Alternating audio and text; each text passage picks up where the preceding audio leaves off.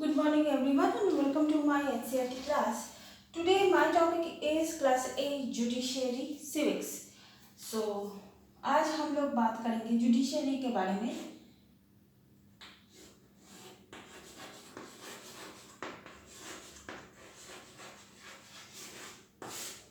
Judiciary के बारे में हम लोग आज बात करेंगे। दैट इज जुडिशरी क्या है? तो रूल ऑफ लॉ पहले तो होता है क्या कि rule of law, rule of judiciary and judiciary review, ये तीनों के बारे में हम लोगों को पहले जानना पड़ेगा। Rule of law, rule of judiciary and judicial review.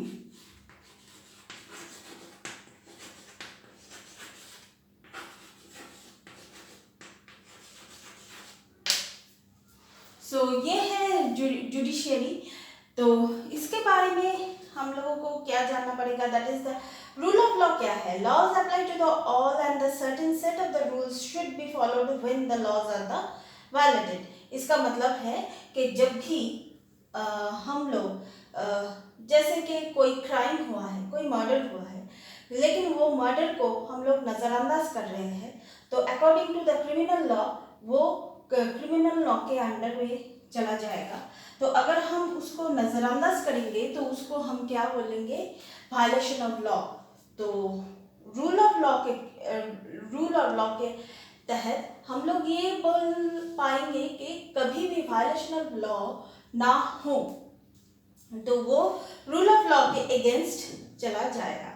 तो इसके बाद हम लोग बात करेंगे जो रूल ऑफ जुडिशियरी।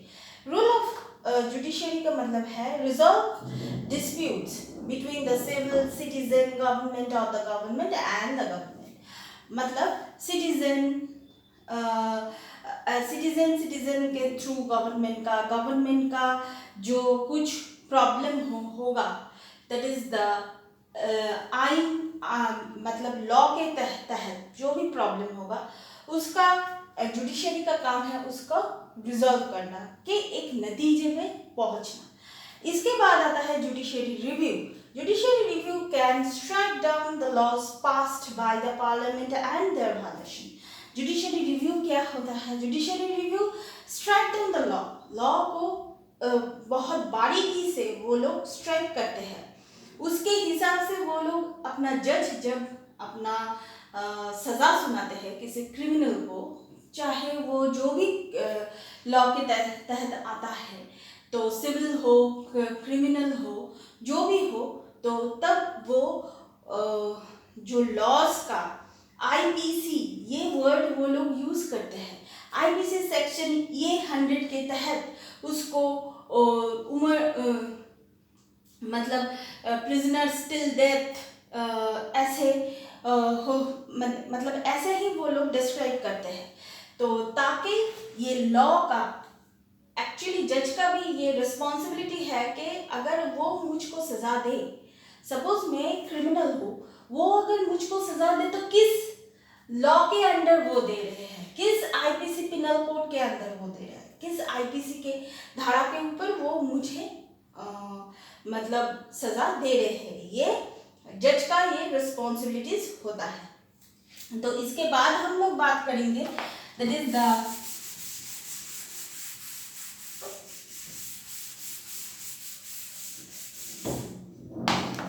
इसके बाद जो आता है that is the upload law and enforce fundamental rights.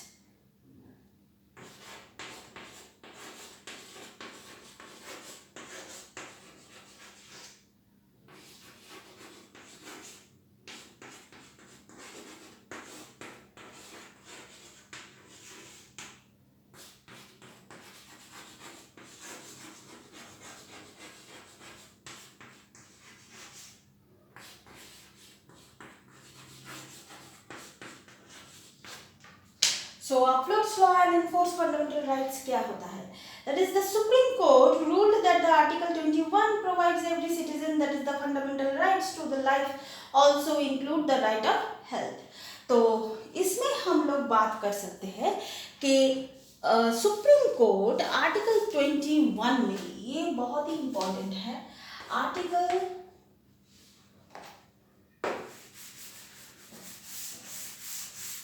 यहाँ पर हम लिख देते हैं आर्टिकल 21।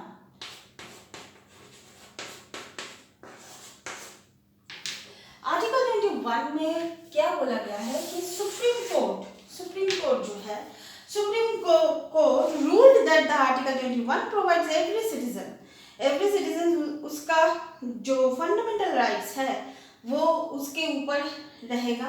जैसे कि as I am citizen, Indian citizen, तो मेरे ऊपर 21 का जो फंडामेंटल राइट्स है वो मेरे ऊपर टिल जब तक मैं जीवित हूँ तब तक वो मेरे ऊपर रहेगा कि fundamental rights, not only fundamental rights, also health issue, also in my health issue. तो government provide the compensation of the loss, that is the Paschim Banga Khet Mazdoor in 1996 में जो हुआ था कि government provide the compensation of loss. कोई भी अगर accidental death होता है तो government compensation loss according to the Paschim Bengal Khet Mazdoor के हिसाब से अगर कोई लॉस होता है तो उसको कंपनसेशन देना पड़ेगा। तो ये है, ये आप लोग थोड़ा बहुत जान लेंगे कि ये जनरल नॉलेज के लिए, ऑल्सो एमसीक्यू के लिए बहुत इंपॉर्टेंट है। दैट इज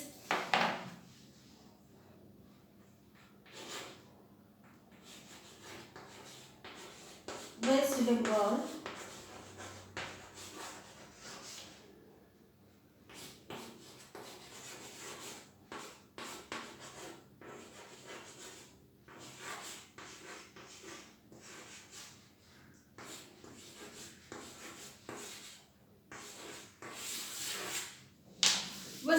खेत मजदूर 1996 में ये इम्प्लीमेंट हुआ था।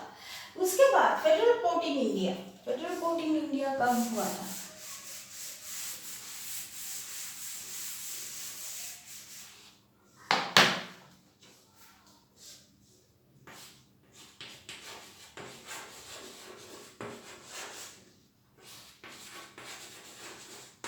Court in India,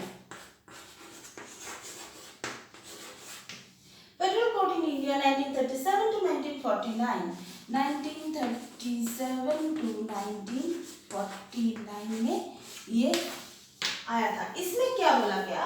that is the chamber of the princes in the parliament house and now move to the that is the Maratha Road in New Delhi in 1958, named Supreme Court, Federal Court of India. Now Federal Court of India को क्या बोला जाता है? That is the Supreme Court of India in 1950. ये 50 में establish हुआ था। Independent judiciary, case क्या क्या है? Politician encroach the land of your family. Politicians क्या करते हैं? कभी कभी किसी जगह पे पॉलिटिशियंस जोर जबरदस्ती तुम्हारा जमीन मतलब अपने जमीन को कब्जा कर लेता है। तो ये बात जो है ये इंडिपेंडेंट जुडिशरी के अंदर आ जाता है। तो कॉन्स्टिट्यूशन में separation of power after independent, ये हम लोगों को समझना पड़ेगा कि आफ्टर इंडिपेंडेंट क्या हुआ था? After independence separation of power,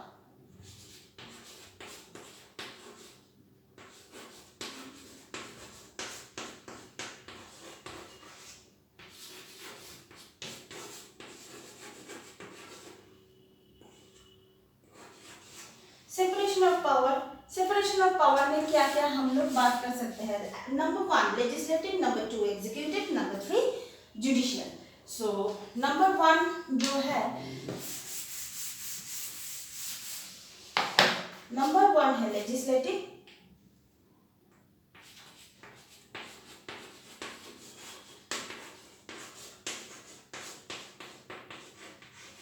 number 2 is executive,